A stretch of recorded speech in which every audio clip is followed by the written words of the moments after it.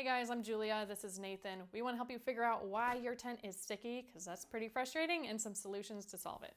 Okay, so there are two main reasons why your tent's going to end up getting sticky. The first one is if it's wet when you pack it away in a really tight bag, that could cause it just to become kind of moist, sticky, mildewy, potentially, maybe some mold. We actually have another video on that. You can check that out here. So it could end up potentially being mold.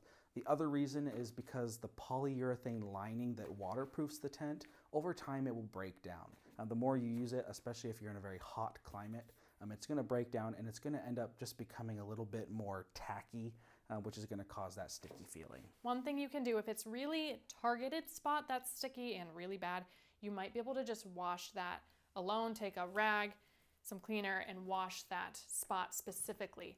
If it's completely all over and it's just too bad to deal with, then you would have to wash the entire tent.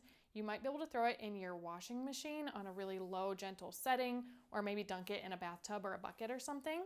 But then at that point, you're probably gonna have gotten rid of all of that waterproof coating. So you're gonna have to get a spray and kind of reapply that waterproofing. And we have some sprays in the description if you wanna check out what you could use. It doesn't really matter which one. Yeah, and luckily this isn't a huge problem. It's really just kind of annoying. You know, you're setting up your tent, it feels kind of sticky, feels kind of gross, but the tent is still totally usable. The only thing you're gonna wanna watch out that could end up being a more serious problem is really the mold issue.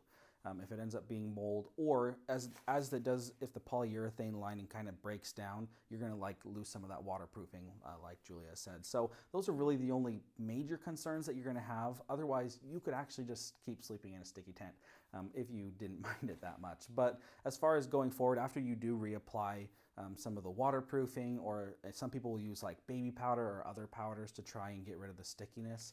After you do that, you just want to let your tent breathe. Don't pack it up into too tight of a container. Again, make sure that it's really dry and ready to go before you store it away. Yeah, those are the basics, and check out that article because it'll go into a lot more detail of exactly how to execute those things and help you maybe diagnose what's wrong.